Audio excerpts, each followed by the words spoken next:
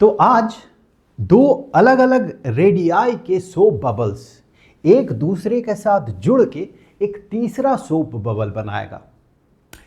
यह interesting question लिया गया है पाथफाइंडर से, जो कि उस किताब के चैप्टर नंबर 9 के सेगमेंट नंबर 2 का क्वेश्चन नंबर 11 है। ये एसोसिएटेड है सरफेस टेंशन से। एक बार क्वेश्चन पढ़ लेते हैं कि कहा गया दो सोप बबल्स है of diameters A and B. चलिए डायमीटर की जगह पे मैं यहाँ पर रेडियाई कंसीडर कर लूँगा। Late us say x is equal to the radius of this sphere, this bubble, जो कि a डिवाइडेड बाई 2 होगा, and y is equal to b divided by 2, यानी कि इसका रेडियस, इसका डायमीटर b, इसका डायमीटर a। ऐसा मैं इसलिए कर रहा हूँ कि बार बार हमें एक्सप्रेशंस में डायमीटर जो भी है a divided by 2, b divided by 2 लिखना होगा, उसे अवॉइड करने के लिए मैं ऐसा कर रहा हूँ, नथिंग एल्स। ऐसा करना ही होगा, इसका कोई मतलब है नहीं। और साथ ही साथ कहा गया ये दोनों जब जुड़ रहा है एक साथ, तो जुड़ के ये एक बड़ा सा बबल बन रहा है जिसका कि डायमीटर है c। तो इसका भी रेडियस में मान लूंगा z, and z is equal to c divided by 2। यानी सिनेरियो कुछ ऐसा बना कि इसका रेडियस जो है और इसका रेडियस जो है और इसका radius a divided by 2, b divided by 2 and c divided by 2, hence that is x, this is y and this is z। ठीक है, ऐसा हो रहा है। और सोप सॉल्यूशन का सरफेस टेंशन जो है that is sigma. Surface tension यहाँ पर दिया हुआ है।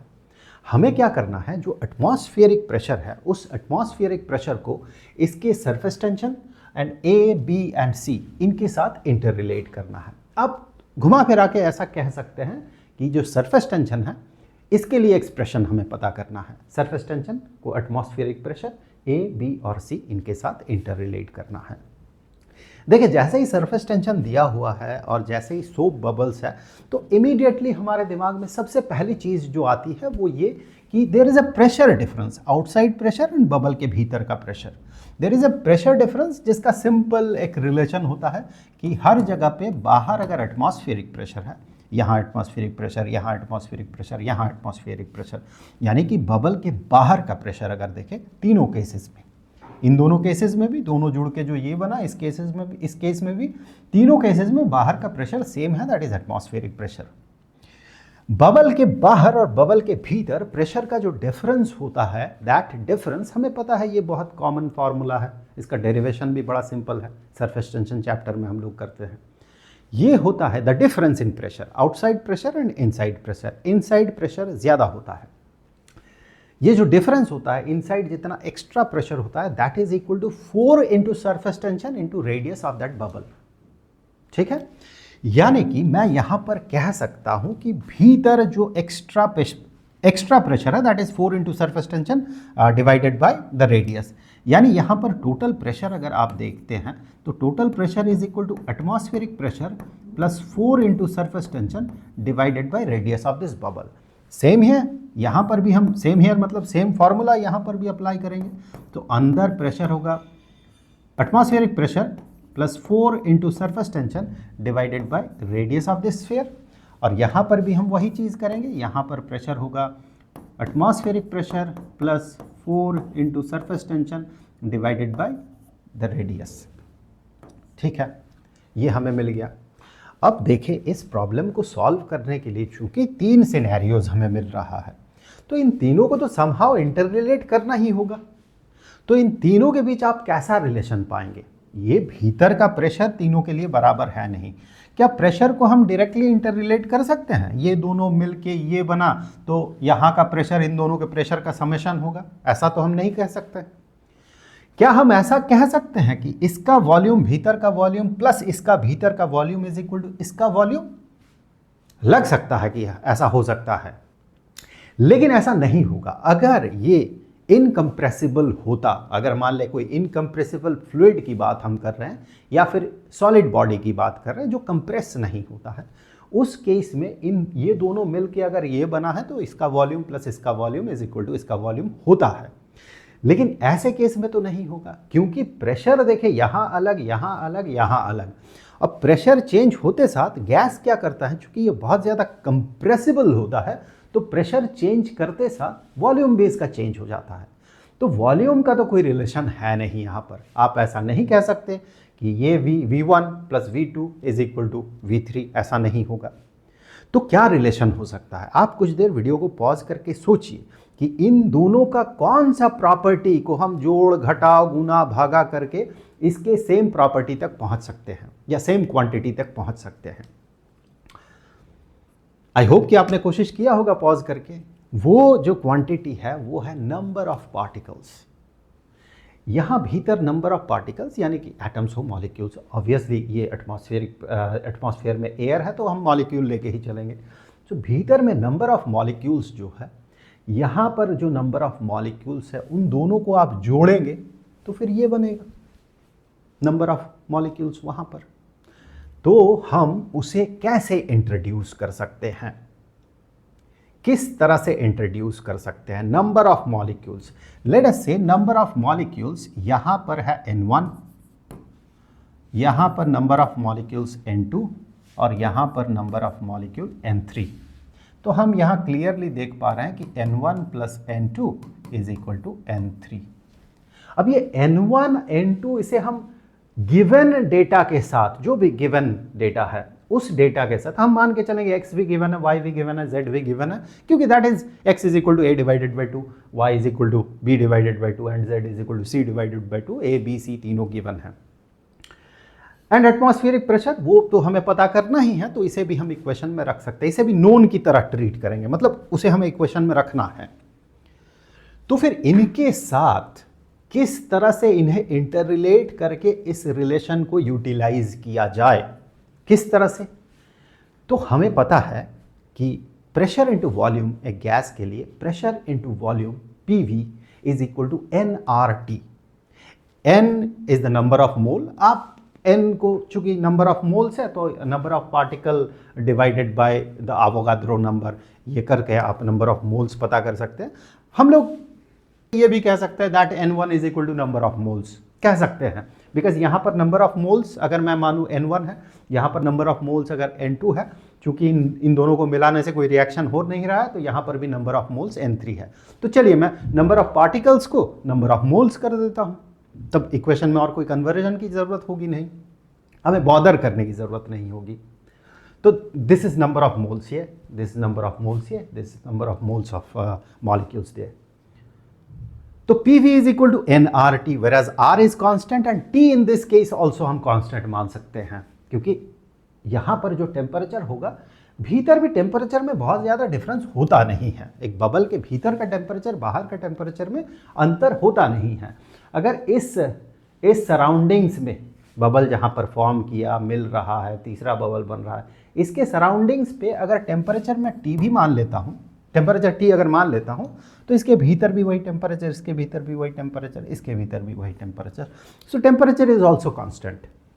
R तो एक यूनिवर्सल कांस्टेंट है ही, N है, इसके लिए N1, ये N2 है, ये N3 एंड PV, इनको हम इंटर रिलेट कर सकते हैं। P यहाँ पर हमने पता कर लिया एंड V भी हम कैलकुलेट कर सकते हैं। इसके लिए अगर मैं कहूँ that is volume is V1, तो मैं यहाँ पर कहूँगा V1 is equal to 4/3 pi into X cube. इसके लिए वॉल्यूम अगर V2 है that is 4/3 pi Y cube. इसके लिए वॉल्यूम अगर V3 है तो that is 4/3 pi into Z cube. So PV is equal to nRT, ये रिलेशन अगर हम यूज करते हैं कि PV is equal to nRT, तो मैं यहाँ से ये कहूँगा n is equal to PV over RT, PV over RT, क्योंकि हमें n को n पता करना है, इसके लिए n, इसके लिए n, इसके लिए n, इन दोनों के n को जोड़ देंगे नंबर ऑफ मोल्स को, तो हमें इसका n मिल जाएगा। सो दिस इज, ये जो है ये we are going to use, और उससे आगे हम इसे यूज करेंगे। फाइन। तो हमें ये देखना है कि N1 कितना होगा, फिर देखना N2 कितना होगा, फिर देखना N3 कितना होगा। ठीक, हम यहाँ से कह सकते हैं, अगर मैं डायरेक्टली यूज करता हूँ तो यहाँ से N1 is equal to P1V1 divided by RT, N2 is equal to P2V2 divided by RT and N3 is equal to P3V3 divided by RT। ठीक है, तो आर टी तो कॉमन है, तो मैं यहाँ से कह सकता हूँ कि P1V1 divided by R T is N1 plus P2V2 over R T that is N2 and that is equal to P3V3 over R T. So दोनों तरफ अगर आप आर टी से मल्टीप्लाई कर देते हैं तो ये चला जाएगा। यहाँ से मैं क्या कह सकता हूँ अब आगे, तो P1V1 कैलकुलेट कर लेते हैं। सो अब आता है कैलकुलेशन, सिर्फ बेसिक चीज़ हो गया। अब कैलकुलेशन, अगर मैं P1V1 को कैलकुलेट करता हूँ, P1 is this, V1 is this, so P सब A atmospheric pressure plus 4 sigma over X, सो ये P1 and V1 is 4 over 3 pi x cube. आप चाहें तो जब आप सॉल्व करेंगे तो आप इतना डिटेल्स पे नहीं लिखेंगे, ऑब्वियसली आप यहाँ से बहुत सारी चीज़ें लिखेंगे ही नहीं, जैसे कि 4 ओवर 3 पाई, आप जानते हैं इधर से यहाँ से कॉमन हो जाएगा, यहाँ भी रहेगा तो कैंसिल हो जाएगा। आप जब सॉल्व करेंगे तो उस समय ऑब्वियसली आप इतना नहीं लिखेंगे डिटेल्स में। फाइन, तो यहाँ से मैं कह सकता हूँ P2V2 is equal to atmospheric pressure plus 4 sigma over Y into 4 over 3 pi y cube is equal to atmospheric pressure plus 4 sigma over z into 4 over 3 pi z cube। सो दोनों तरफ से अगर मैं 4 over 3 into pi कॉमन ले लेता हूँ तो ये कैंसिल हो जाएगा दोनों तरफ से। अब अगर मैं मल्टीप्लाई करता हूँ, मुझे एटमॉस्फेरिक प्रेशर के लिए एक्सप्रेशन चाहिए, मुझे चाहिए एटमॉस्फेरिक प्रेशर के लिए एक्सप्रेशन, तो मैं यहाँ से कह सकता हूँ कि atmospheric pressure into X cube plus